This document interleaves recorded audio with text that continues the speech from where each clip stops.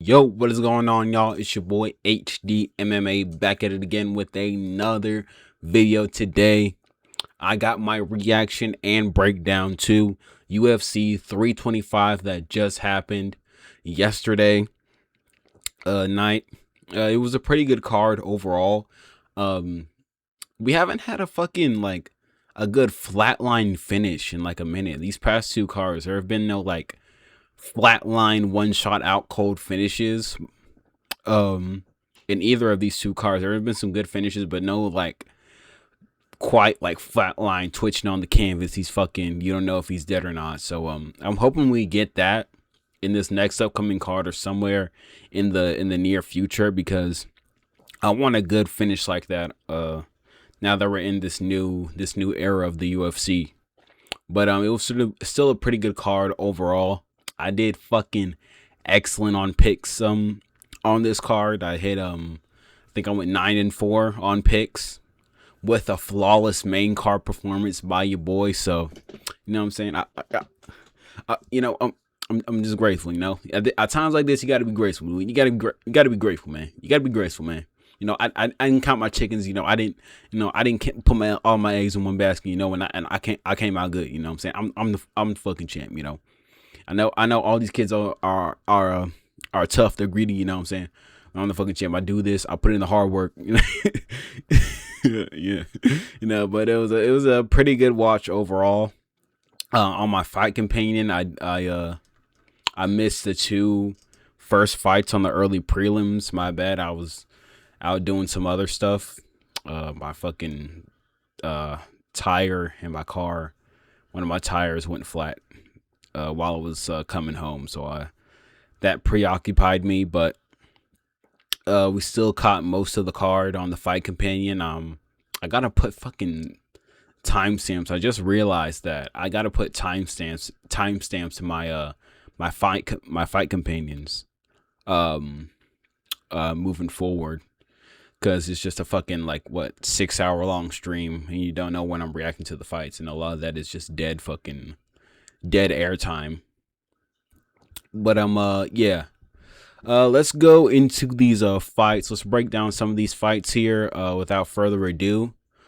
Starting with the first fight on the prelim all the way up to that main event we had, and yeah, let's get to it. First fight on the card.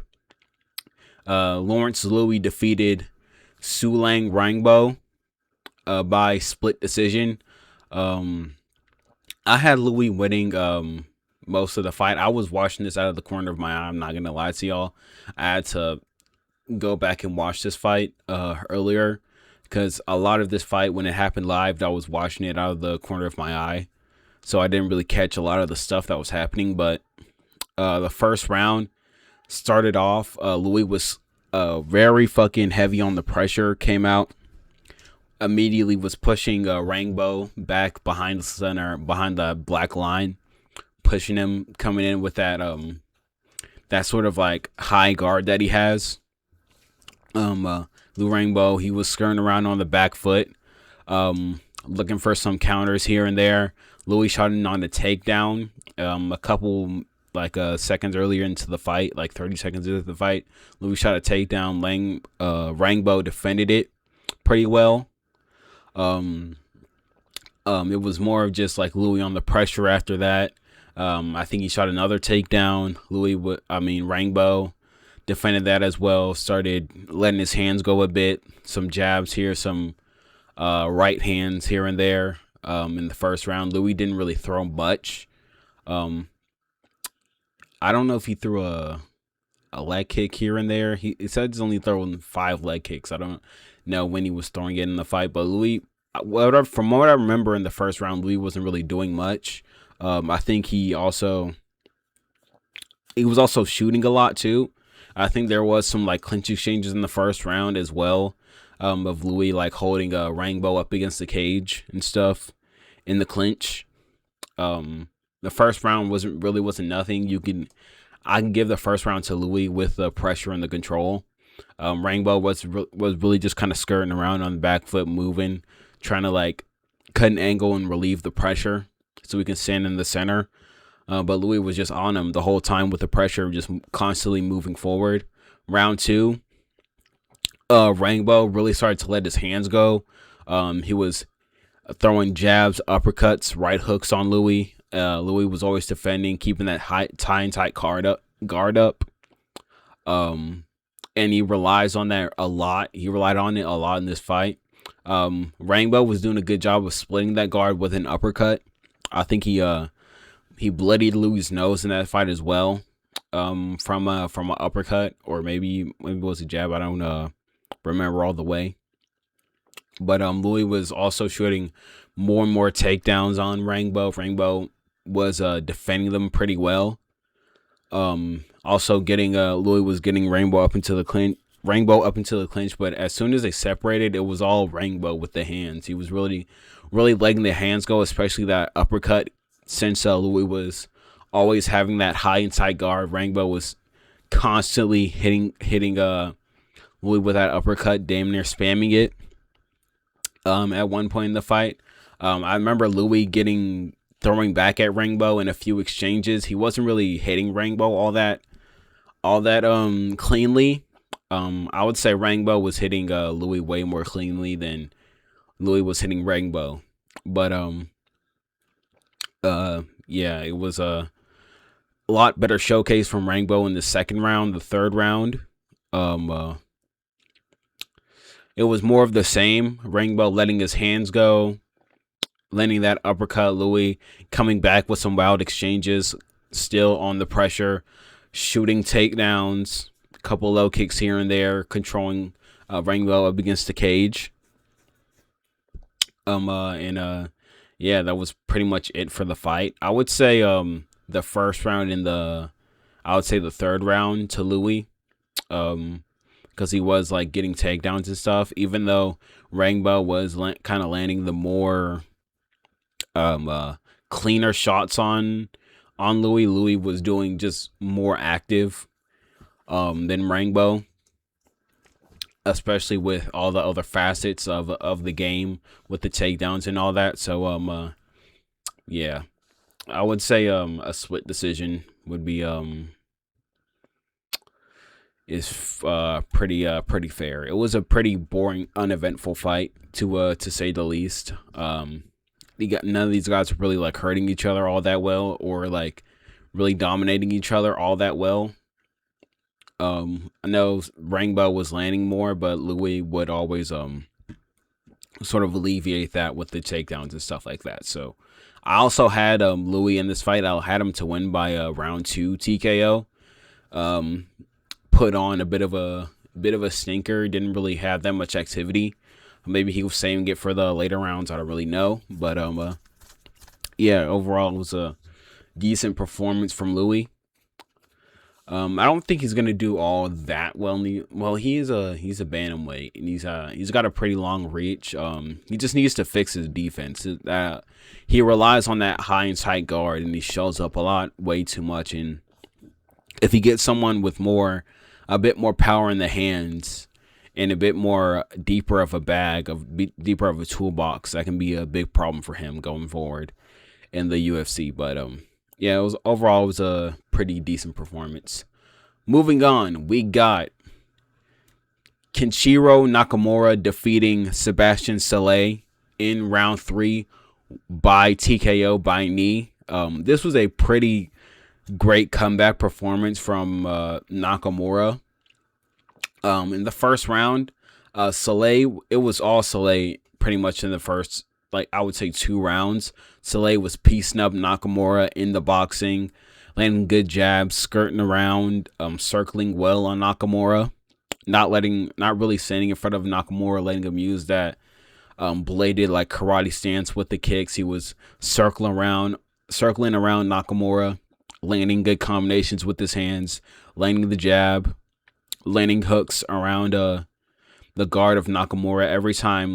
Every time Sebastian would come in and close range, Nakamura would sort of like shell up and dip his head down, which gave Saleh openings for the hooks around the guard and stuff like that, and hooks to the body. And Saleh was using that well. He's also moving very well on Nakamura. Yeah, that was pretty much it for the first round. Second round, it was more action for Soleil. More jabs, more hooks around the guard. Even dropped Nakamura while Nakamura had his hands down, coming out of range. Soleil dropped him with a crisp left hook and sat Nakamura down for a little bit. Nakamura got back up. He recovered pretty well. That's not a knockdown for Soleil. What the hell? Soleil hit Nakamura with a clean left hook that dropped him and hurt him, but that wasn't scored a knockdown for Soleil. That's pretty wild. But yeah, the second and first round the first and second round were all pretty much Soleil. Soleil even got a takedown. He caught the kick of Nakamura, kicked out the other leg, and dunked him down.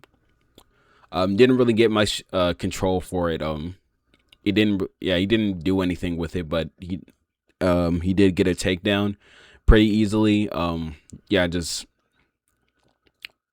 pretty much all the Soleil show in rounds 1 and 2, and then in the third round, Nakamura started finding his jab, finding the timing on Soleil when Soleil was coming in, and he started to throw step-in knees on Soleil when Soleil was coming in. The first knee, I think he threw the first knee in the second round. Actually, I think the first step-in knee Nakamura threw hit Soleil in the chest area.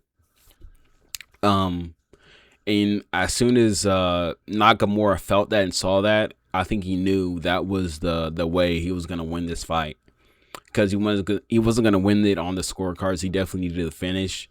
First knee hit Soleil in the chest area. Nakamura started throwing the jab more often, hitting Soleil with it.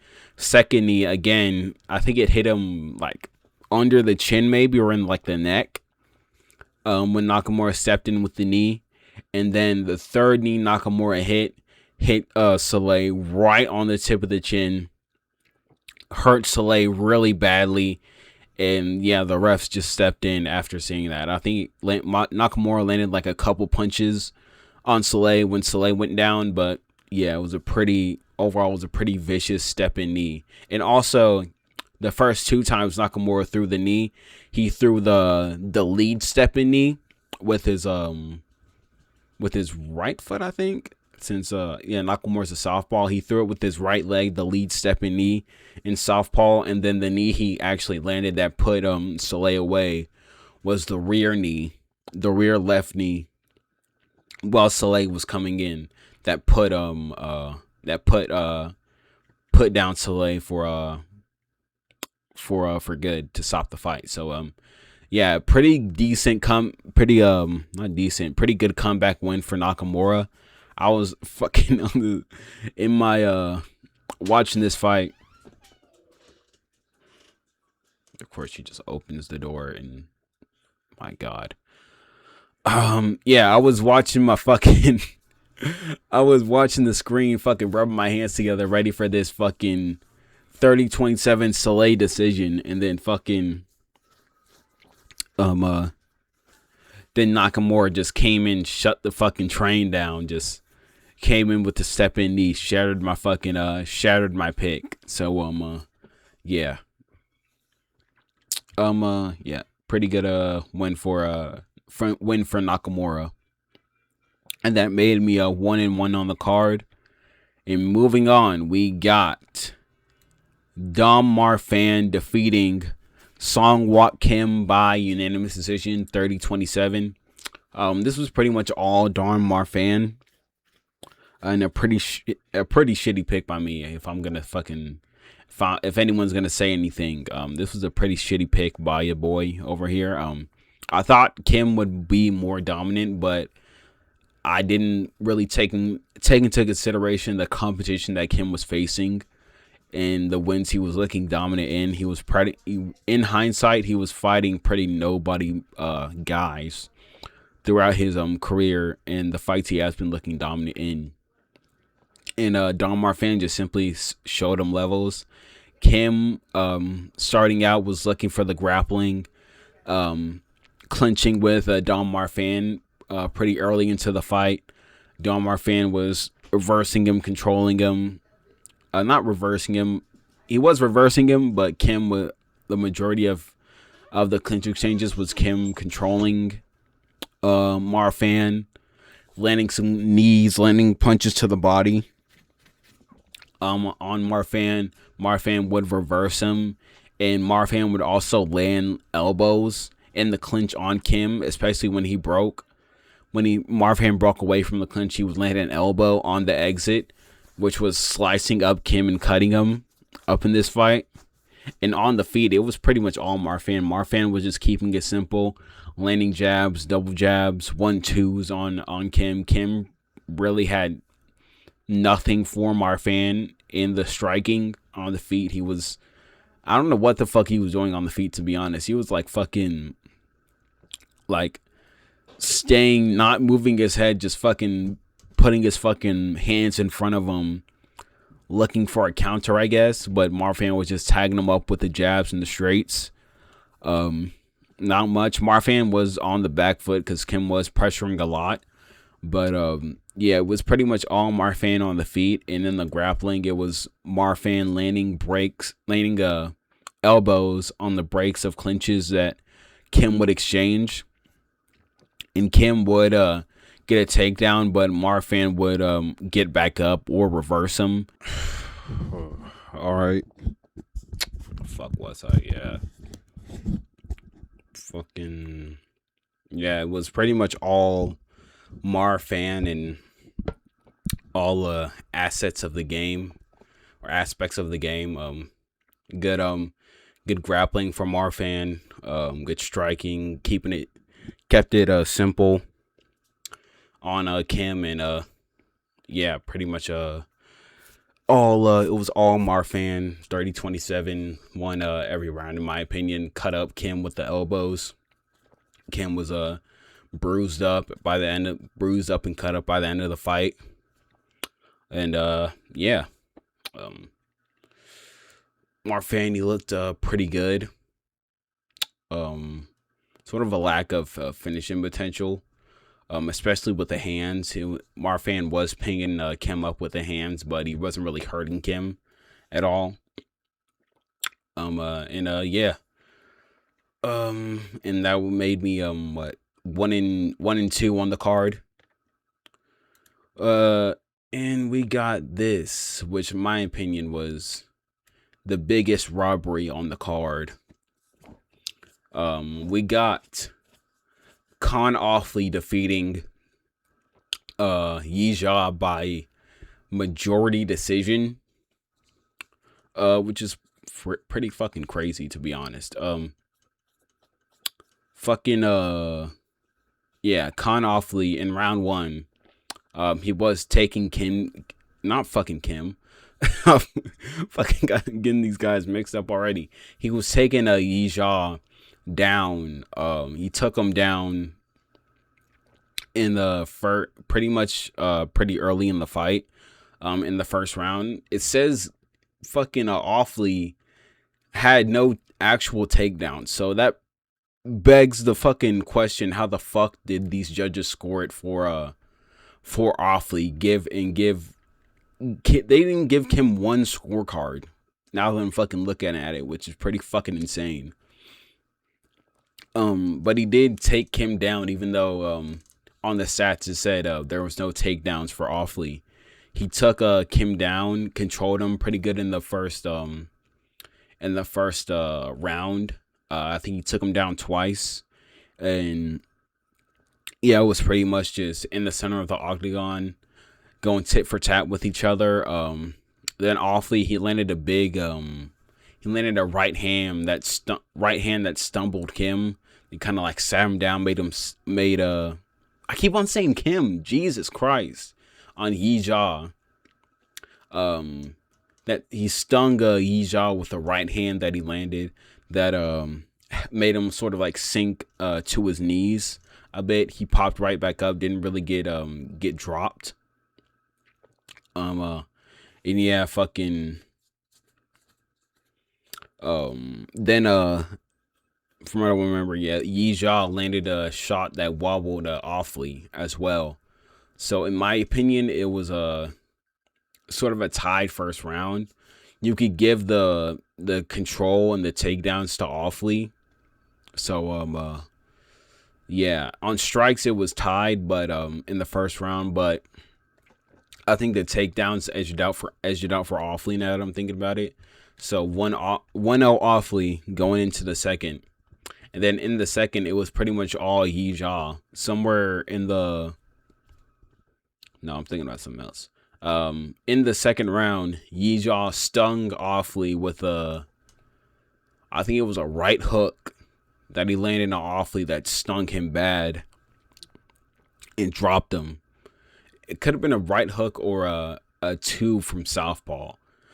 But he dropped Offley bad in the second round. Offley recovered. He scrambled back up to his feet. Yi Jia didn't really land that good of ground and pound. Offley had a good instinct to keep his legs in between fucking Yi Jia. Did I say Kim again? Jesus. Keep his legs in front of Yi Jia when Yi Jia was looking for the finish with the ground and pound, and a good job of kicking off and not letting Yi Jia get close and get into a dominant position on him while he was hurt.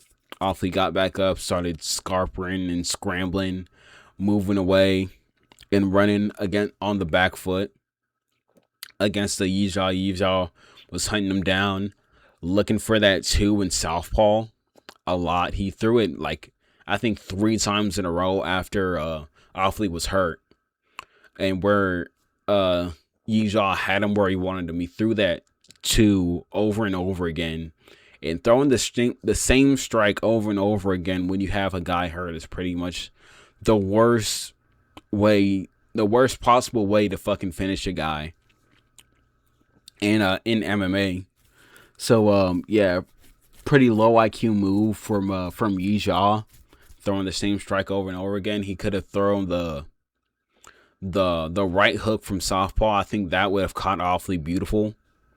And then another sometime later in the round, Yi Jia caught Offley again with a right hook in southpaw that dropped Offley again. I know it didn't count the knockdown for Yi Jia. It only says 1, but he for sure dropped Offley 2 times in round 2.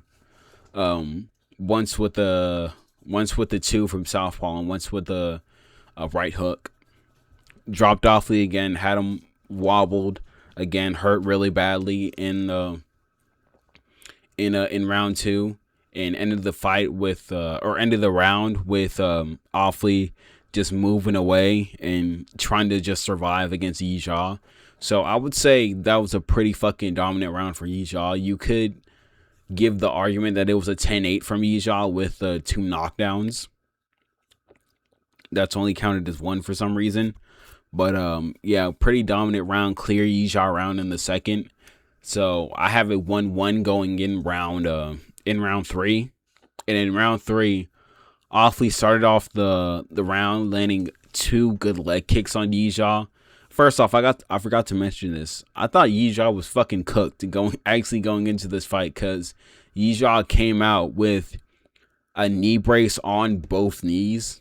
And that is probably one of the worst bases for MMA, coming out with a fucking knee brace. So I thought Yi Jia was fucking cooked going into this fight. But in the third round, it's 1-1, and in the third round, Offley started off the round landing 2 good leg kicks to the knee braces of Yi Jia that had some effect. Like Yi Jia, he moved his leg out of the way, or his leg got moved out of the way pretty good. But it wasn't like Yi Jia was like touching his knee or anything like that, and like really like not like struggling to stay up on his 2 feet. So yeah, they were good leg kicks. They didn't look good optically, but I don't think they were like that really big of shots that really like swayed the momentum of the fight. And in the third round, it was pretty even on strikes. Yijia was landing some good shots. Offley was landing some good ones back. Then Yijia at I think in the last 2 minutes of round 3 started mixing in the takedowns, got clean takedowns on Offley. Didn't really establish much control time or get to dominant position or land any ground and pound.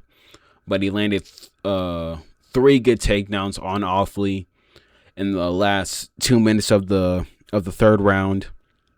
I think the last one he landed some punches here and there, but I had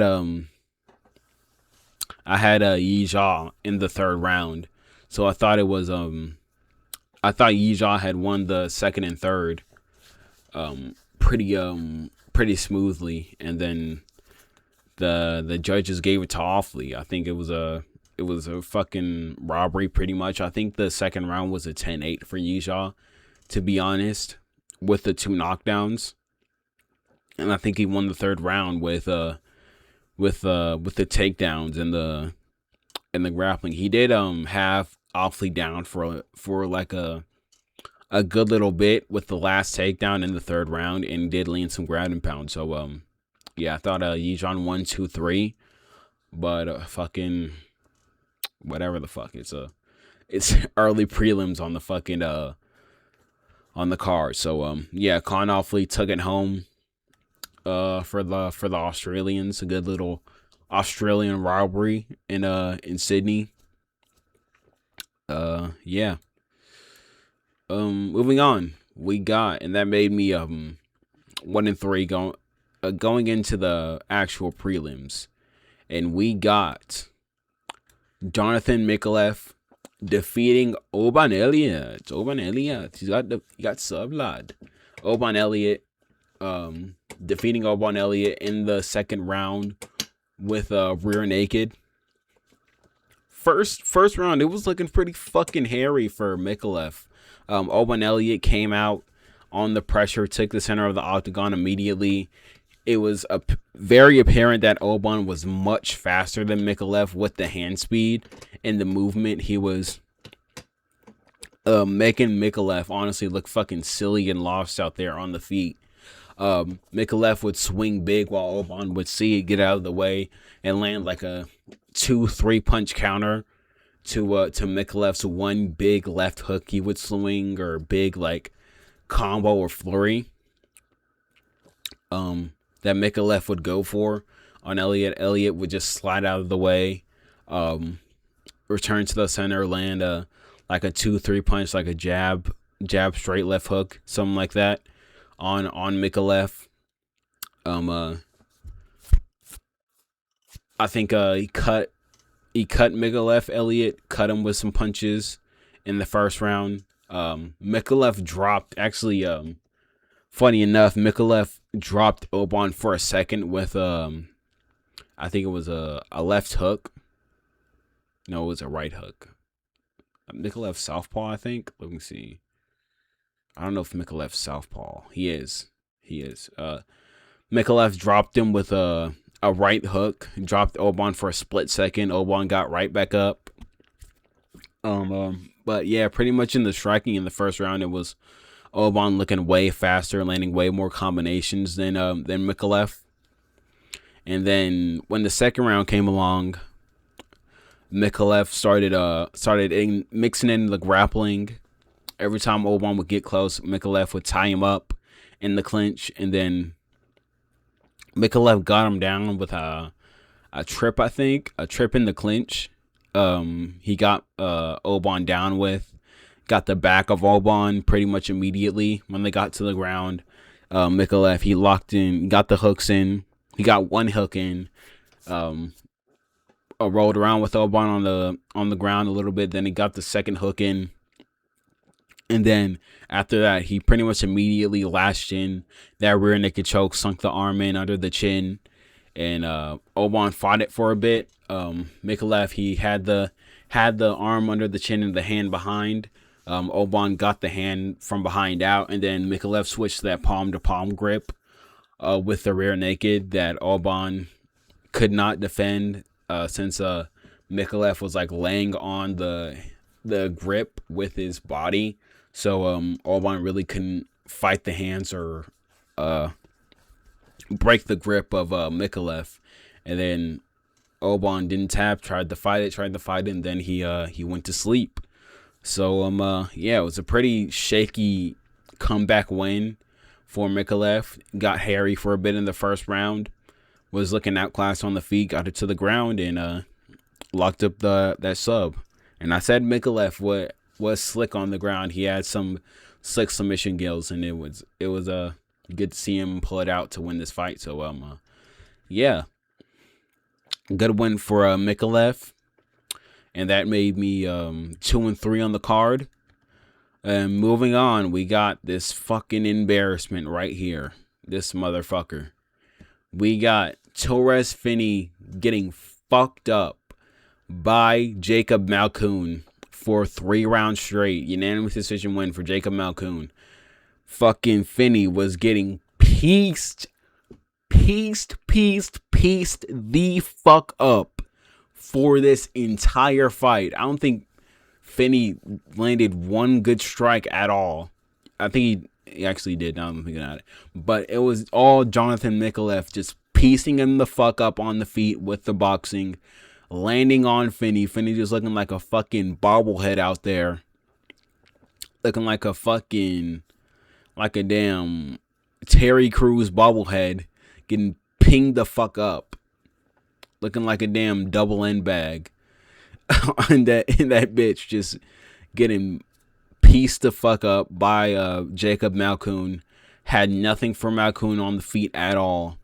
In hindsight, Finney did I think he pulled his calf muscle or like strained something in his calf very early on into the fight. Like within like the first 30 seconds, he like stepped to like feint a kick or something. Then he pulled his calf muscle. It showed on the replay or something like that. I don't know the exact parameters of the injury of Finney, but yeah, Finney just wasn't really moving because of probably the calf muscle, just standing in front of Malkoun, and Malkoun was just happy to oblige to just piece him up for the entire first round. I think the 30 seconds left in the first round, Finney like sort of fell to his knees because his leg was hurt. I think he fell to his knees. Then Malkoun started to grapple with him. Malkoun, which the Brazilian Jiu-Jitsu brown belt, I think Malkoun is. I think he's something like that, like a black belt or a brown belt or something like that. Malkoun, as soon as he's like on Finney's like back, I think, or he's like riding Finney with a body lock while Finney's like on like one knee on the ground, Malkoun just decides to just pull guard on Finney while he's like on top of Finney on his like back. He pulls guard on Finney, then Finney like gets on top of him with like 15 seconds left in the first round. Malkoun just pulls guard for some reason on Finney. Just terrible decision making in that moment from Malkoun. Then that round ended. Round 2 started. Then it was just more of Malkoun just piecing up Finney. Finney standing in front of him, piecing up. Malkoun just fucking. He looked like he was fucking trying to get a high score on like in a video game with like a combo. He was just piecing up Finney, going for the fucking highest combo. Motherfucker almost hit a damn ultra combo on Finney on some Killer Instinct shit. He was fucking Finney up. One weird thing Malkoun was doing is whenever he threw the left hook, he would like leave his thumb up while he was throwing the left hook. So he was like throwing it like this with his thumb up, which is a really weird like thing, like habit he was doing. I don't know if that was like I think Malkoun, he was like a boxer before this. I don't know if he just did that. He did that with the gloves and it just became a habit when he got into MMA, but he needs to fucking get that situated or he's gonna like either poke somebody's eye out or break his own thumb throwing a left hook like that. So yeah, The second round was more just the same. Third round, I think Malkoun dropped Finney in the third round with a combo, and yeah, it was a pretty overall. It was a shit performance from Finney. Just absolutely terrible. Probably the worst I've ever seen somebody get beaten up for in fucking within 3 rounds. Just absolutely just fucked up. Malcolm, he looks like a fucking fat ass Max Holloway out there, just piecing up Finney. And yeah, nothing much to really say about either guy. I think Finney's probably injured from this fight because he was like walking away with a limp. He did need help when the fight ended. He did need help like walking and stuff. So hope he fucking heals up and looks way better than he did in his next fight. But good dominant performance from Malkoun. Just got to punch a punching bag and and for fucking 3 rounds. And yeah, nothing much to really say. And that made me 2-4 in the card because of course I picked Finney and he gets fucking injured within the first 30 seconds. But moving on, we got Cam Rousen defeating Cody Brundage in the second round by TKO. Yeah, this was Cam Rousen looking like a fucking budget White Oldberg in this fight. And I think this is with all like city kickboxing guys that are like taller. They all sort of come out looking like having that same stance, that same like long guard, lead hand extended, right hand close, like sort of like changing levels with the lead hand with the wide stance. They all sort of develop that style at CKB. I don't know if that's something they just teach at CKB whenever they got like a longer, taller guy in there, or if that's something they just pick up from each other, sparring each other, because Rousen and Oldberg and Izzy probably all just like spar each other whenever they go at it in there. So yeah, I don't know what really the situation is with that, but Cam Rousen, he looked pretty good in this fight. It did get a bit hairy for him, I would say. Whenever Cody Brundage would like blitz in like a tard, and throw some combinations, Cam Rousen would just kind of like back up in a straight line. Then at the very end, he would like start to circle out. So I would say he needs to sort of like circle out sooner when people like start to like charge at him and blitz at him. But overall, it was a pretty good performance from Cam Rousen. Cam Rousen was just backing up Brundage, using the reach and the height to pressure Brundage back to the fence, land some good strikes in there. He would land that straight 2 on Brundage a lot in this fight. Find him with that.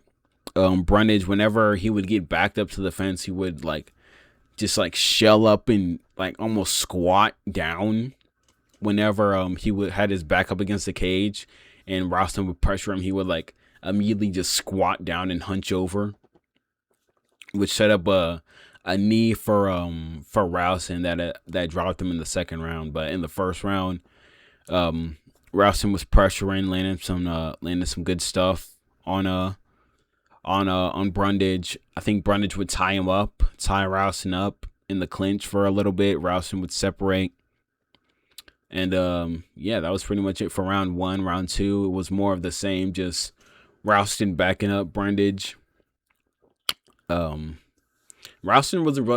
wasn't really fighting as well on the back foot like he did in his previous fight. I think it was more because Brundage was a bit faster than his previous opponent in Andre Petroski, and he was actually like throwing strikes moving forward, while Petroski was just sort of like mindlessly bum rushing Rousen. But yeah, it was more of the same stuff in the second round. Then Rousen found a stepping knee as Brundage would squat and hunch over. He would find that stepping knee, hurt Brundage, put down Brundage. Oh, I also forgot to mention, I think in the clinch exchange when Ralston broke, Brundage landed like a right hand over the top that hurt Ralston for a bit and put him down in the first round. That happened in the first round, I'm pretty sure.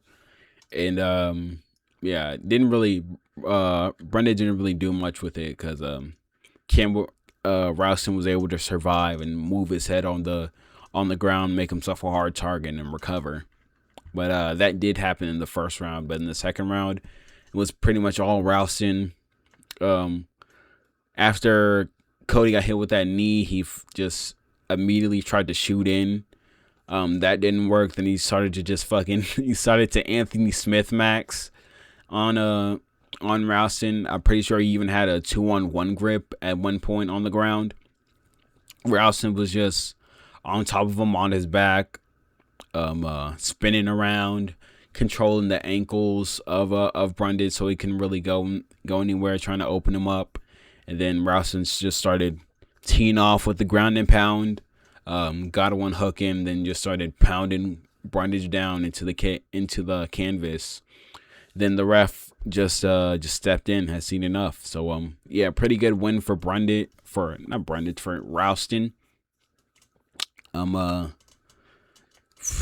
Yeah, he did like a chest work in his in like the post fight thing when they're announcing the winner. Ralston was doing like a chest work. Ralston's haircut kind of pissed me off. I'm not gonna lie. He has this like mohawk with like completely shaven sides. I don't know what's going on with that, but yeah, pretty good win for Cam Ralston. And moving on to the headliner of the prelims, we got Billy Elikana defeating Junior Tafa in the second round with a rear naked. This one also, it got a bit hairy for Elikana in the first round. I remember Tafa dropped him with a left hook while Elikana was I think while Tafa was moving off to the side, or either Elikana was like moving into him. Tafa dropped Elikana with a left hook that sat him down pretty good. Elikana, he recovered though. He immediately grabbed onto Tafa, immediately started shooting, locking up the body lock, tying up the legs of Tafa. Tafa escaped though. He got out of it. Then they both just started sort of like having like a sparring match almost. Like every time Elikana would sort of like get going and start advancing on Tafa, he would like retreat away and go back to the center of the octagon, and I think Tafa did the same thing as well. So it was a pretty strange. I don't know if they talked about doing that before the fight or whatever, but it was pretty like strange to see from both of those guys. Mostly it was Tafa getting the better of Elikana on the feet in the first round, finding the left hook over the jab of Elikana, because they were open stance. I believe Elikana is a southpaw, so Tafa was finding that jab over the top of, finding the left hook over the top of Elikana's jab constantly in the first round. And then in the second round, Elikana started to find his rhythm a bit in the striking, finding that left hand on Tafa. And then he hurt Tafa, hit him with a 3-2. He hit Tafa with that, stumbled Tafa, caught him good, had him backed up against the cage, and then as soon as Elikana had him backed up, he started pressuring more, and then he shot under a punch of Tafa, got him down pretty much immediately, got the back of Tafa, and then as Tafa was trying to scramble and trying to post on the ground, Elikana immediately sunk in that hand under the chin of Tafa and lashed up the rear naked, and Tafa pretty much tapped immediately as soon as it was locked in. So yeah, pretty hairy win for Elikana. Got pretty hairy. You survived that Tafa power, and got the sub. So yeah, and that made me. Oh, I forgot to mention the Ralston win made me 3-4, and this one made me 4-4. So 4-4 going into the main card, and then it was all wraps from there. Flawless main card performance by me, starting off with Quillin Salcute, my bloody Quill, my Quillin Salcute, my he's tougher than the 2 dogs. Like I told you guys, my I fucking told you, my Quillin Salcute subbing Jimmy Malarkey in the first round with a neck crank. This was all pretty much fucking Quillin, man.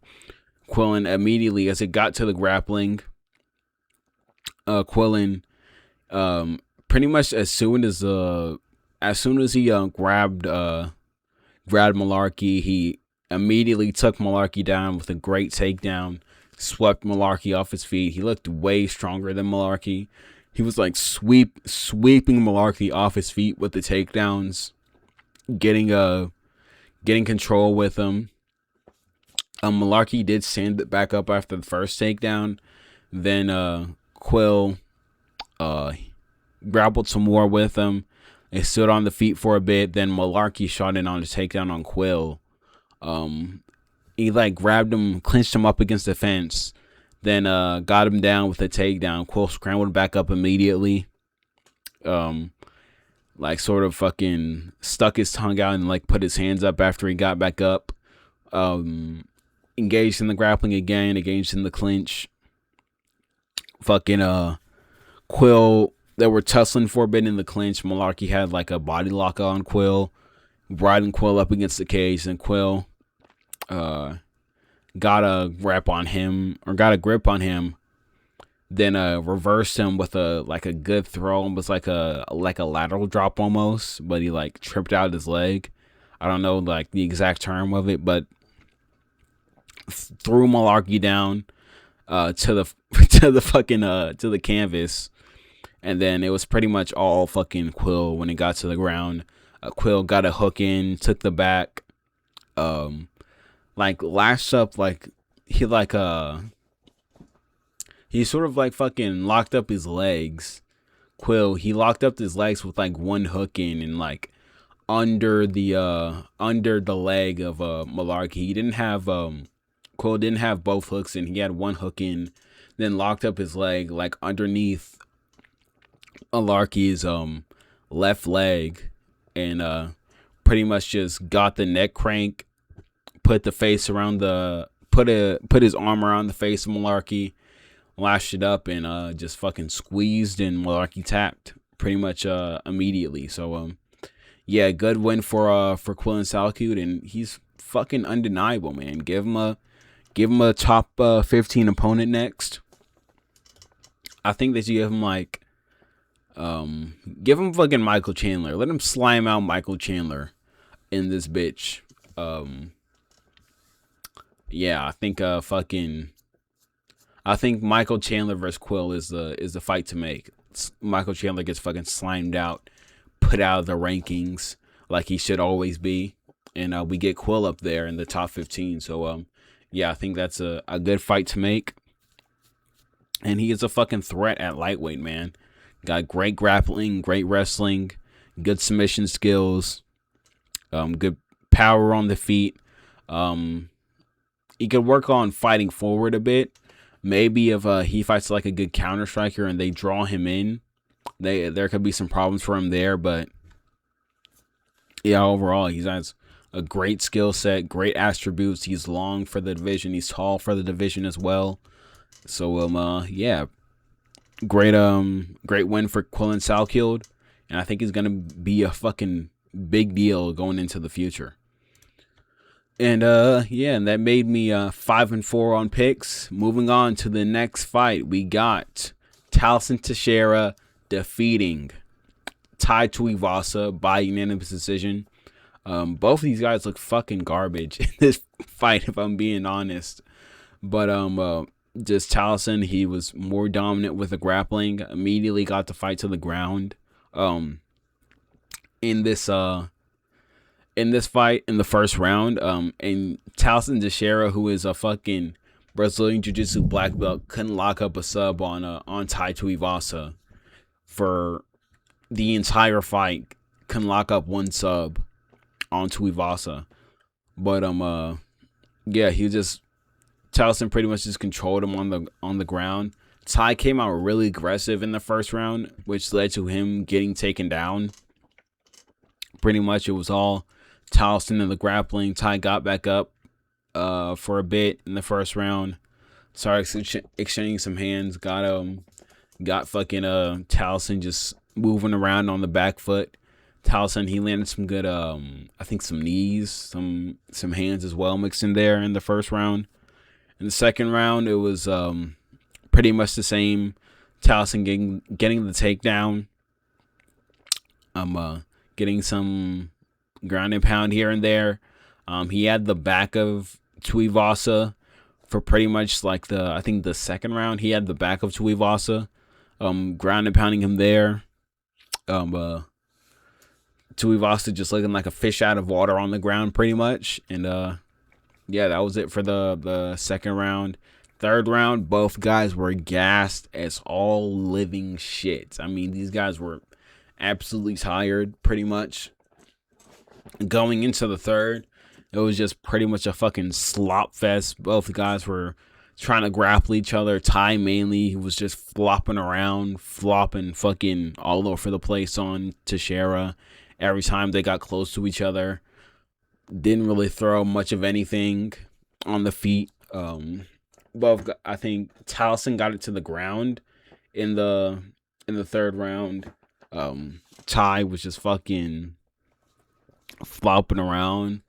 Towson was just pretty much laying on top of Tuivasa in the third round when he got the takedown. And yeah, and then in the last 30 seconds of or maybe even I think the last 20 seconds, no, the last 10 actually. Now I'm thinking about it. The last like 10 seconds, they end up in like the round 5 Carlos Prates versus Ian Gary position where Towson Teixeira was Ian Gary and Tai Tuivasa was Carlos Prates. But he threw even less ground and pound than Carlos Prates did.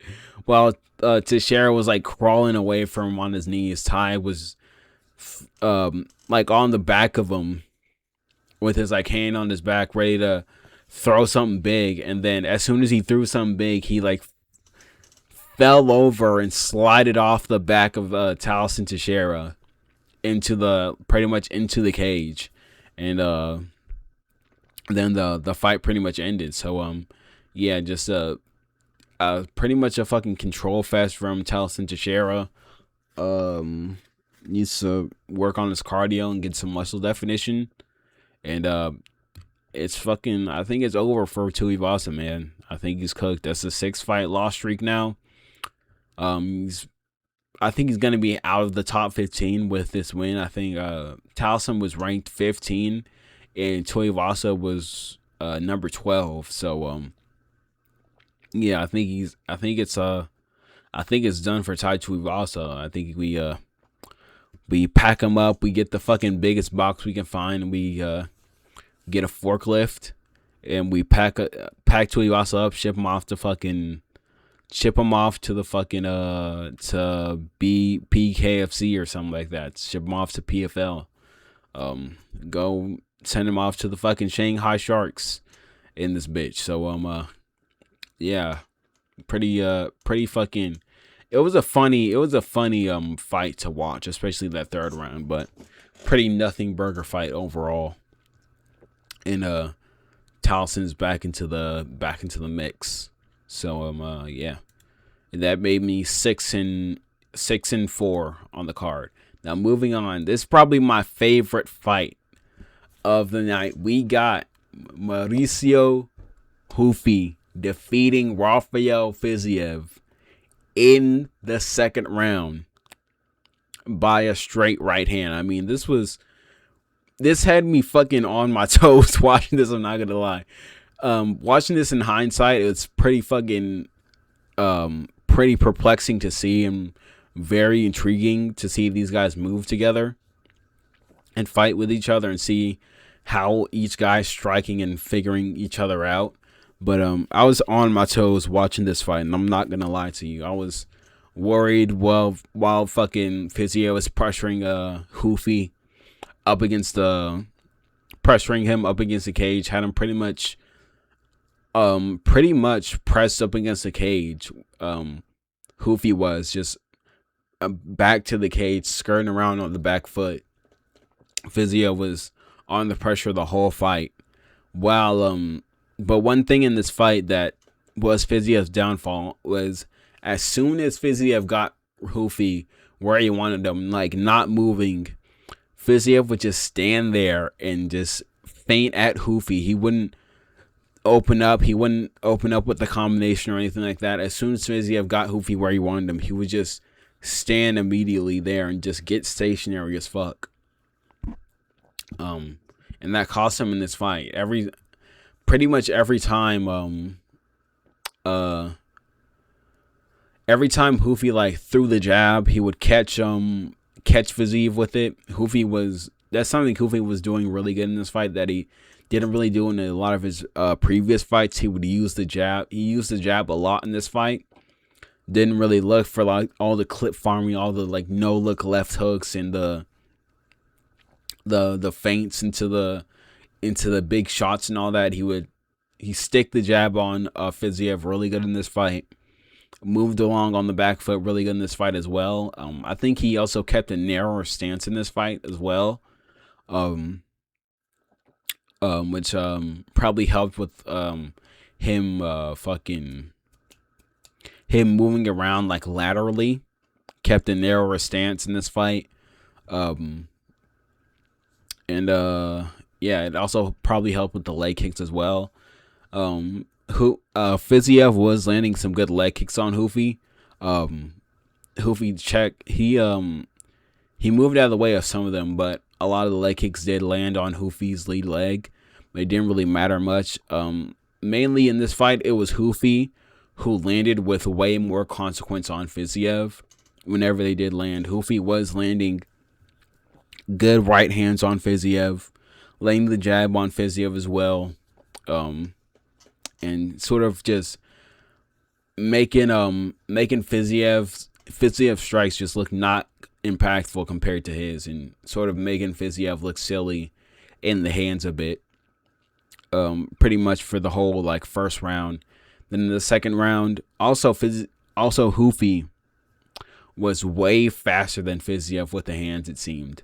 Like, Hoofy is so fast with his hands, dude. It's pretty crazy to watch. He was longer than Fiziev, taller than Fiziev, and had more power and was faster in the hands than Fiziev, which is a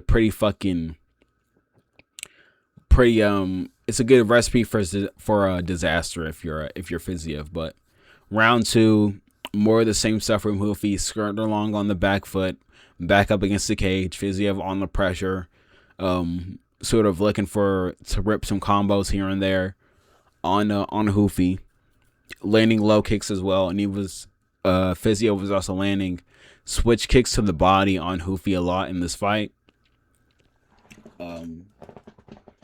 Yeah, he didn't really capitalize on any of it, but he was landing them in the fight. Hoofy was pull countering him a lot with the right hand on Fiziev, and then in the later like I think 30 seconds in the second round, Hoofy feinted the jab on Fiziev because he was, like I said, he was laying the jab on Fiziev a lot in this fight. He was feinting the jab. He feinted the jab and threw a right hand behind it that cracked Fiziev, while Fiziev was trying to throw a left hook at Hoofy, because he wanted to do that to counter the jab. While Fiziev saw the feint for the jab and thought he was throwing the jab and wanted to counter him with the left hook, Hoofy pulled it back, landed a right hand on like the eye of Fiziev, like right here, like a bit of the temple, like landed right on that temple of Fiziev, cracked Fiziev, had Fiziev fucking stumbling on chicken legs, hitting the the Robert Whitaker and the Justin Gaethje. Had Fiziev like running away on chicken legs, turned his back, and then Fizzy was just all on the gas. Hit him with some good shots that dropped Fiziev. Fiziev just scarpering, just trying to survive, hanging on within an inch of consciousness. Hoofy was on him some more, landed some more shots. Then Fiziev just fucking went down, wilted against the cage, and Hoofy landed some more ground and pound shots against the cage, and the ref just called it off. So really, really, really good win for Mauricio Rufy. Stopped Fiziev, which no one has done except for fucking Magomed Mustafayev in Fiziev's debut. Stopped Fiziev, did what Justin Gaethje couldn't do for 2 fights. So yeah, goddamn. So yeah, great win for Hoofy. He's back inside the top 10 now, I believe, at lightweight. So yeah, Hoofy's, man, he's so slick to watch, man. If you haven't watched Hoofy fight live, do yourself a favor and catch his next fight live, because he is so slick to watch. He's so fast. He's so unorthodox with his strikes. He's so like stylish with the way he like looks away with some of them as well. And he's just so fucking sharp. He's probably the sharpest striker in the UFC right now, and the best, probably best shot selector as well. So yeah, great win for Mauricio Rufy. Put away Fiziev in round 2, and looked really good as well. I think Fiziev he shot 1 takedown. Hoofy defended it well. Yeah, it just looked really, really fucking good in this fight. Moving on, and that was a featured fight, and that made me 7-4 on the card. Moving on to the co-main event, we got Benoit Scandinese defeating Dan Hooker in round 2 by TKO. This was pretty much all Benoit Saint-Denis just retarding his way to a victory, just immediately fucking pressing forward on Hooker. Every time Benoit was shooting on the hips of Hooker, Hooker would immediately start to latch up that guillotine or that ninja choke on Benoit. Benoit had to scramble out of it a few times, but overall it was the upper body takedowns and the clinch takedowns of Benoit that got Hooker down to the ground. He hit one of them in round 2. Got some control time, got some time in mount. Hooker scrambled out of it, got back up to the feet. One thing Hooker was doing, he was landing that T-pick to the body of Benoit, and it was getting some bad reactions out of Benoit. I remember thinking, oh, is Benoit gonna break to the body here by some T-kicks by Hooker? But Benoit, he held it together, stayed in there. Hooker was backing him up with the body kicks and stuff and the teep kicks. Benoit hung in there, got to the clinch some more in the first round. Started fucking, pressuring forward, looking like just a straight up Muppet out there. And that was pretty much it for the first round. Second round, it was way more dominant for Benoit. What got him to the ground immediately in the second round was Hooker tried to trip out Benoit and tried to trip him in the clinch. Benoit reversed it. I think he got the back of Hooker, or either got the back or got mount, but he got on top of Hooker. Hooker was like in the legs of Benoit. Benoit had like a super high mount, almost like what you would do if you want to hit like a mounted triangle, but Hooker was just in the legs of Benoit. Benoit had like one arm tracked of Hooker, and Benoit was just raining down elbows on Hooker while they were in that position. Hooker tried to scramble out. Hooker started covering up. More just ground and pound from Benoit. Also Benoit At first he started to he was like attempting subs on on Dan Hooker as well. He tried to get an arm triangle.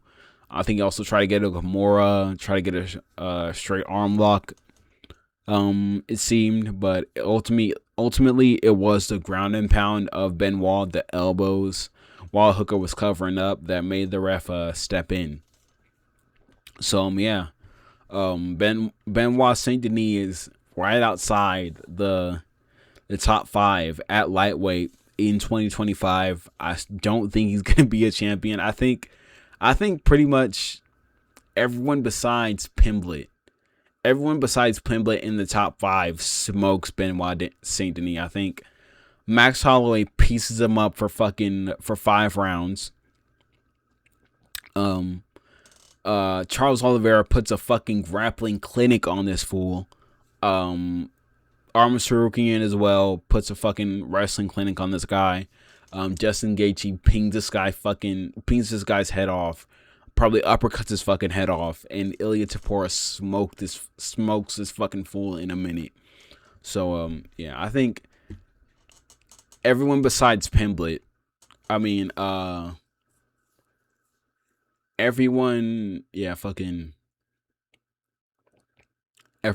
besides Pimblett probably Benoit fucking loses to in the top 5. So yeah, it'll be interesting to see going forward. But in this fight, dominant win for Benoit.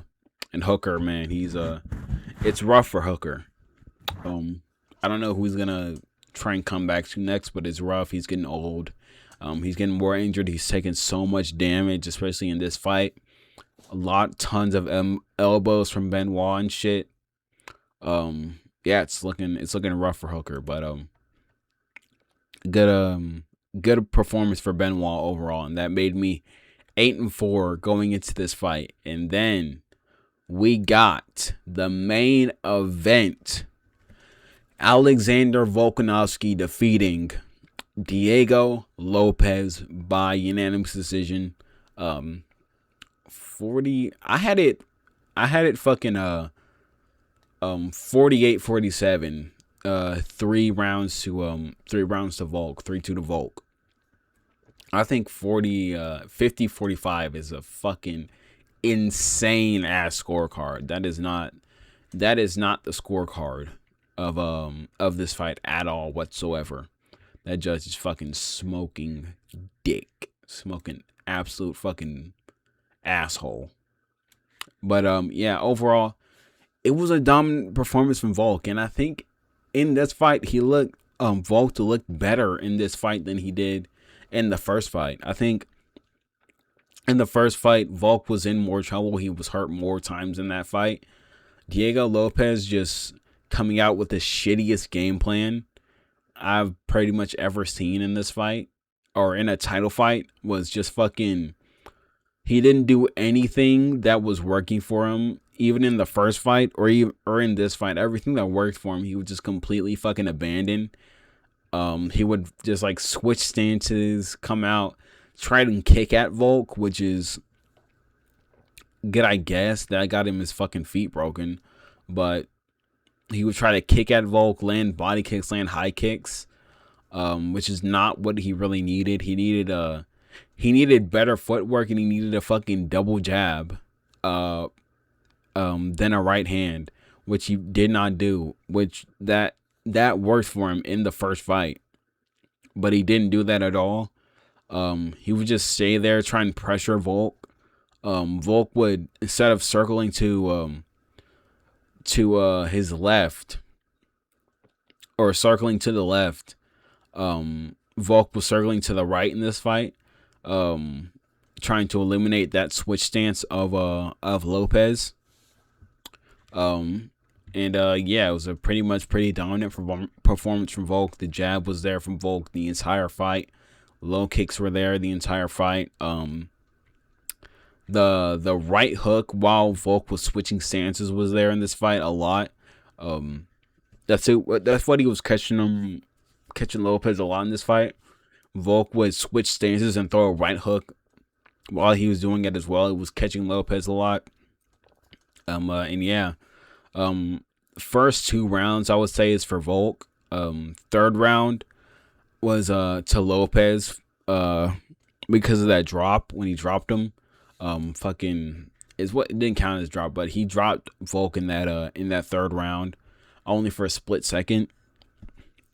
I think in the second round Volk landed that big right overhand on Lopez that stung him and sort of sunk him into his knees. So I had it the first 3 rounds 2-1 to Volk, and then I think the fourth round was to Volk, just more of the same stuff. I think at one point Lopez tried to take Volk down and Volk jumped a guillotine on him. Lopez got out of it immediately though. I think that was in the third round, I believe. And then the fifth round I actually had it for Lopez with the grappling. He took down he was landing good shots on Volk. Took Volk down in the fifth. Got the back of Volk. Volk he slid off for a bit. Volk was defending it well, got the back, and stuff like that. I think he also hurt his foot in the it was either the fifth and fourth. Lopez hurt his foot kicking trying to kick Volk in the body. He kicked Volk in the elbow instead, landed on the elbow. Overall it was a pretty fucking dominant performance from Volk. Some people calling it boring. I didn't really find it that way. There was some good shots landing in there. There's a drop landed in there as well. But Volk is just fucking miles and miles ahead of any other guy at featherweight, and it's absolutely insane to see, and it's insane to say that as well. Tied Jose Aldo with the title defenses. I already thought he was over Aldo when it came to the featherweight GOAT, but now it's undeniable. I think we either fights Lerone or Evloev. I don't know if they're gonna fight each other or they're just gonna give one of them to Volk.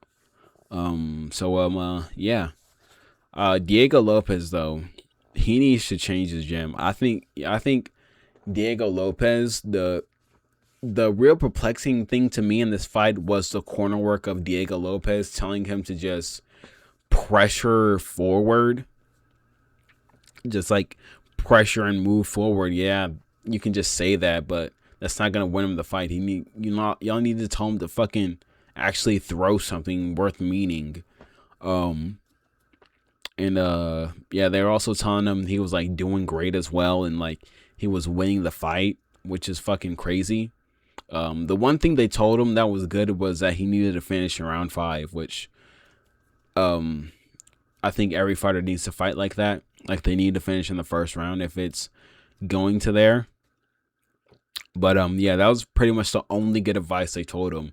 All the other stuff was just fucking hurting him and not letting him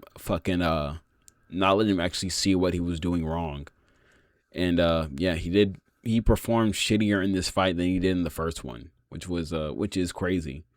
But Volk, I think he does also do that to him. Volk does adjust extremely well in fights. And when it comes to like rematches and stuff, he does perform extremely traditionally well with Holloway. I know he didn't against the fucking Makhachev, but Volk can adjust extremely well, and that's not the stuff you need to tell your fighter in a title fight. It's just go forward, and that they're winning when they're down 3 rounds. I think Lopez needs to fucking move gyms. That fucking Globo blockhead just sitting there with the shitty footwork, and every fighter that's at fucking Globo has shitty footwork. Diego Lopez has shitty footwork. Alexa Grasso shitty footwork. Arena Aldana shitty footwork. I think they need to leave that gym. That gym is just not serving them well. So pretty dominant performance from Volk. And that made me 9-4 on the card. So overall, I was 9-4 for the entire card. I had Volk, I had Saint Denis, I had Rufy, I had Teixeira, Salkilled, I had Elikana, I had Ralston, I had Torres, he dropped that. Had Mikaev, I had Ija, I had fucking Kim, I had fucking Soleil, and I also had I had Louis. So 9-4, pretty good performance. Hope you guys enjoyed the fights. Hope you guys enjoyed this video, and yeah, I'll see you guys later. Peace. Make sure to like, sub, and all that shit. Peace.